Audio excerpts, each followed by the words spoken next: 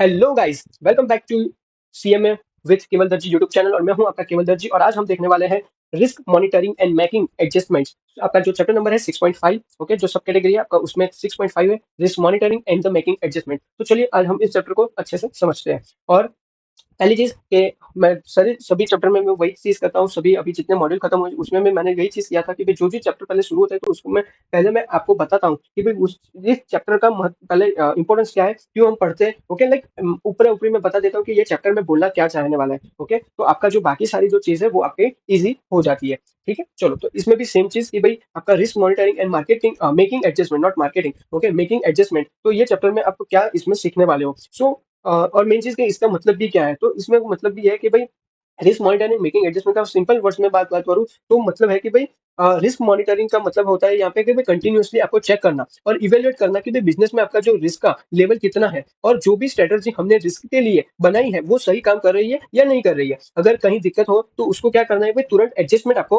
करना रहता है। ओके, यानी चेंज करना होता है, या तो फिर कुछ भी आपको आइडेंटिफाइड लगे तो उसको आप चेंज करके फिर इससे नया आप रिस्क वाली पॉलिसी आप बना सकते हो रिस्क मैनेजमेंट के लिए। ठीक है, सो मेन चीज है कि भाई ये एक कंटिन्यूअसली प्रोसेस है कि भाई जो इंश्योर करता है कि भाई बिजनेस आपका सेफ रहे और अपने गोल्स को आप अचीव कर पाए। ठीक है, सो अब हम स्टार्ट करते हैं हमारा मेन कंटेंट, जो हमारा इंस्टीट्यूट क्या बोलता है इस चीज में। So risk monitoring monitoring and the making adjustments. Okay, so चलो स्टार्ट करते हैं हम चीजें। So risk monitoring is the process which track and evaluate the level of risk in organisation. देखो, सारी चीज मैंने पहले से बता रखी है कि आपका मेन ये चैप्टर का मोटिव बता के, लाइक मोटिव नहीं बोल सकते, तो चैप्टर का मैंने लाइक इंट्रो बता के रखा है कि भाई चैप्टर में क्या बोलने वाले हैं, तो ये सारी चीजें आपको मिलती जाएगी। इसका मतलब क्या है कि भाई रिस्क मॉनिटरिंग क्या है, एक प्रोसेस है कि भाई जिसमें कंपनी अपने रिस्क को ट्रैक करती है और चेक करती है कि भाई वो रिस्क के लेवल, वो जिसका रिस्क का जो लेवल है वो कितना है। ठीक है, चलो, as well as well as monitoring the risk itself, the discipline takes and the evaluate effectiveness of risk management strategy।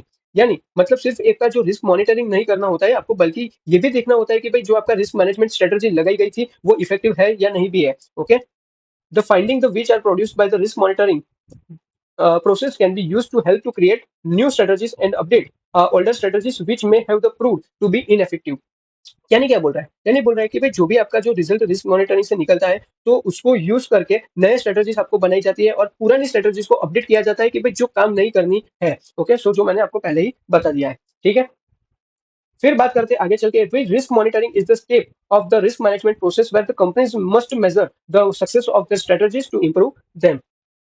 यानी कि भाई एक ऐसा स्टेप्स है कि भाई जहां पे कंपनी अपनी स्ट्रेटजीज को सक्सेस को मेजर करती है कि और उन्हें बेटर बनाने में लग जाती है। ओके, अभी यहाँ पे मैं एग्जांपल लेता हूँ कि भाई सपोज करो कि भाई एक इंश्योरेंस कंपनी अपने क्लेम वेरिफिकेशन सिस्टम को मॉनिटर करके देख सकती है कि भाई कितने फ्रॉड डिटेक्ट हो रहा है और कितना आपको मिस हो रहा है। ओके, सो ये चीज आपका रिस्क मैनेजमेंट प्रोसेस से पता चलती है। Organisation must first understand the risk, deploy the risk strategy, but also monitor result to adapt if it is needed, it if needed. यानी क्या बोल रहे हैं कि मतलब सबसे पहले आपको रिस्क को समझना पड़ेगा, फिर उसके लिए आपको स्ट्रेटजी बनाना पड़ेगा और फिर कंटिन्यूअसली आपको मॉनिटर करना पड़ेगा कि वो स्ट्रेटजी आपका सही चल रहा है कि भाई नहीं चल रहा है, उसको आपको देखना भी पड़ेगा।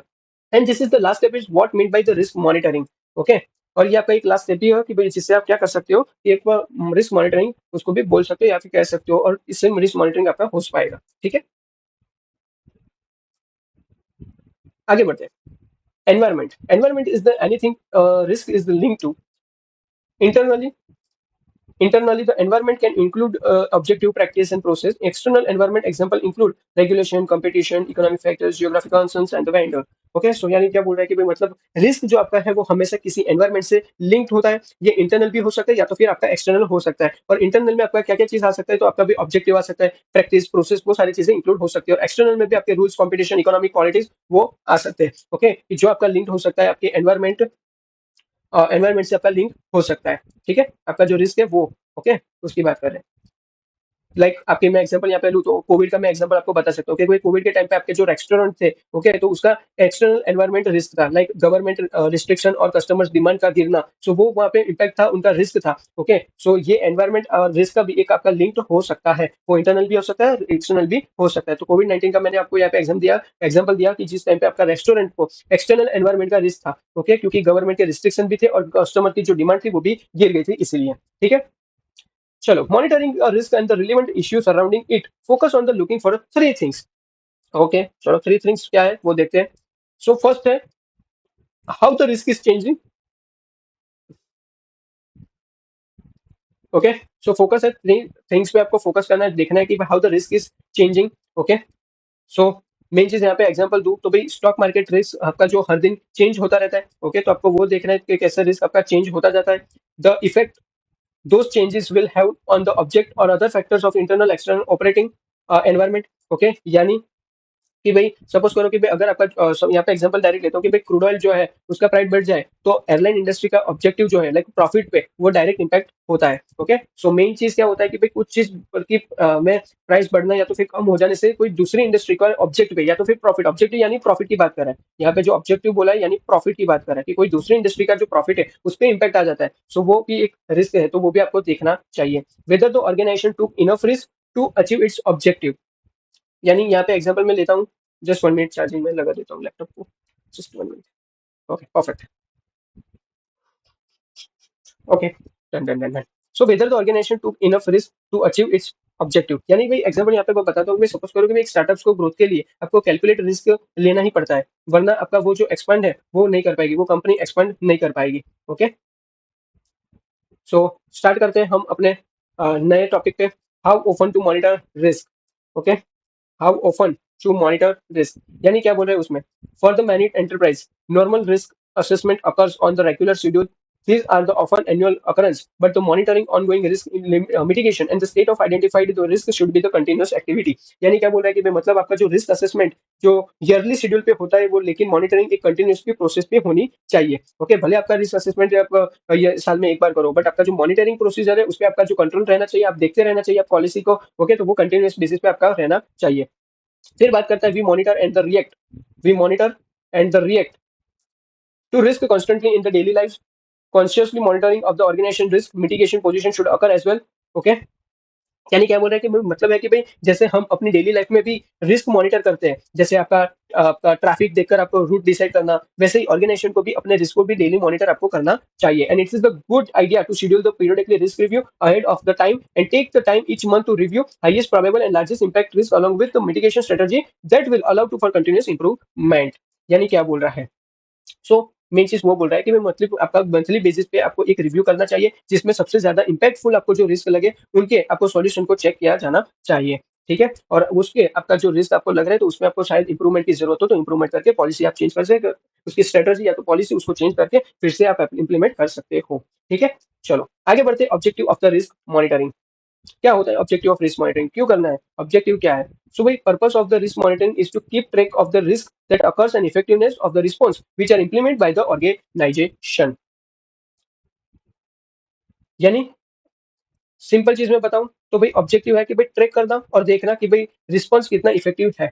ओके, किस चीज का, कि भाई आपने जो भी आपका कंपनी का रिस्क है उसके रिगार्डिंग आपको वो रिस्क आपको ट्रैक करना है और देखना है कि भाई उसका रिस्पॉन्स कितना इफेक्टिव है। Monitoring can help to ascertain whether the proper policies were followed, whether new risk can now be identified, whether the previous assumption to do with this risk are still valid. Monitoring is so vital because the risk is the not static।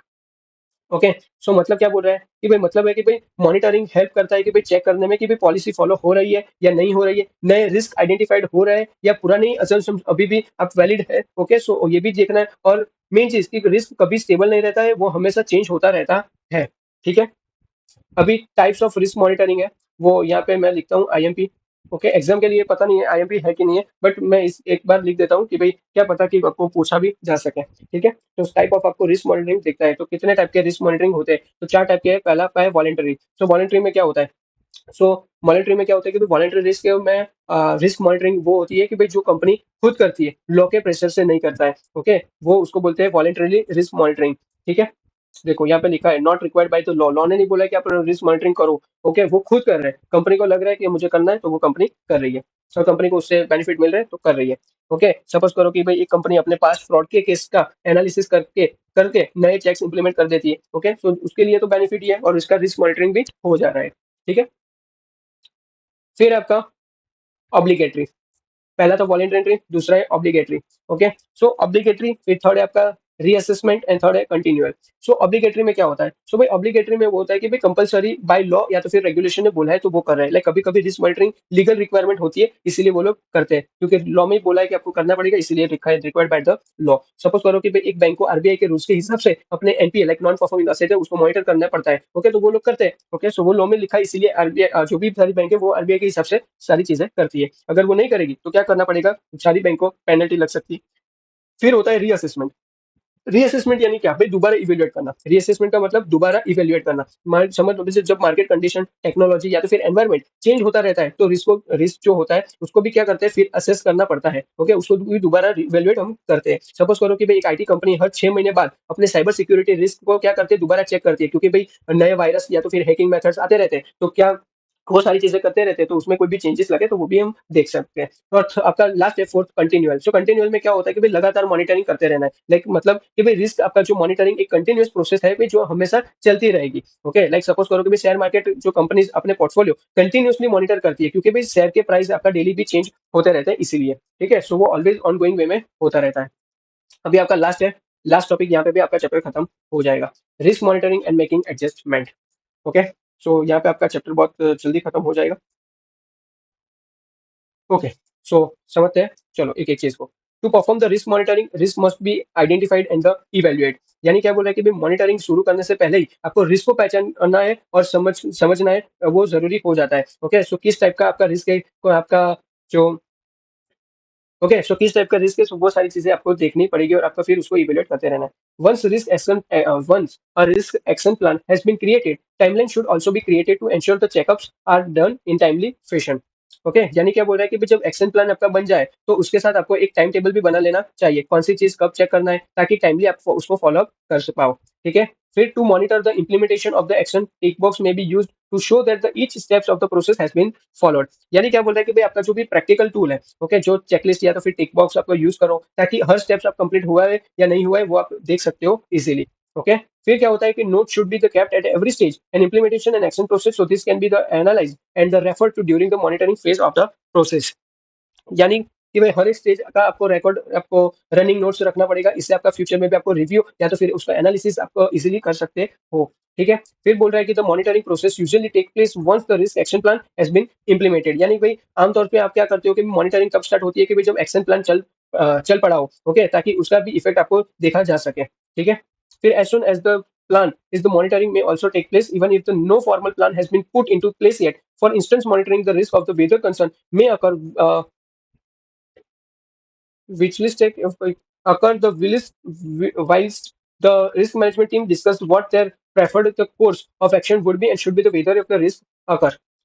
यानी क्या बोल रहा है कि भाई कभी monitor आपका जो कभी कभी मॉनिटरिंग इनफॉर्मल मोड में भी आपका प्लान बनने से पहले भी आपका चल सकता है। लाइक जैसे आपका एक्सपेक्टेड आपका स्टॉर्म की मॉनिटरिंग जब टीम अभी डिसीजन ले रही हो, यानी भाई मॉनिटरिंग आपका ऑलवेज फ्लेक्सिबल भी हो सकता है। ओके, सपोज फॉर एग्जांपल यहाँ पे मैं लेता हूँ कि भाई साइक्लोन वार्निंग के टाइम पे लॉजिस्टिक टीम ऑलरेडी आपके जो शिपमेंट्स डिले या तो फिर रूट चेंज मॉनिटर कर सकती है। ओके, भले ही फाइनल प्लान आपका पेंडिंग क्यों ना हो। ओके, सो ये आपका यहाँ पे एग्जाम्पल से आप इसको चीज को समझ सकते हो। और लास्ट चीज है आपका risk monitoring is the important because it helps to highlight whether strategies are effective or not.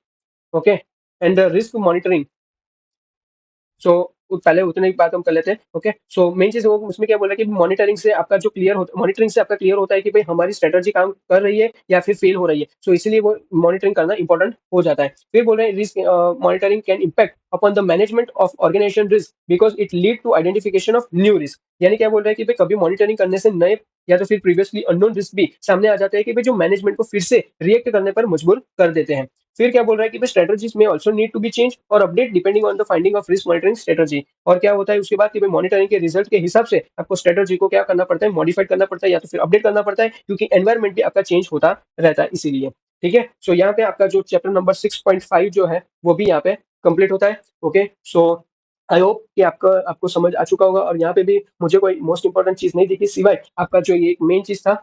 Okay, types of risk monitoring, तो उसके अलावा मुझे कुछ मोस्ट इंपॉर्टेंट मैं यहाँ पे ठीक नहीं करवाया है। ठीक है, सो अभी के लिए इतना ही और मिलते हैं हम नेक्स्ट लेक्चर में। तब तक के लिए tata bye bye and thank you so much.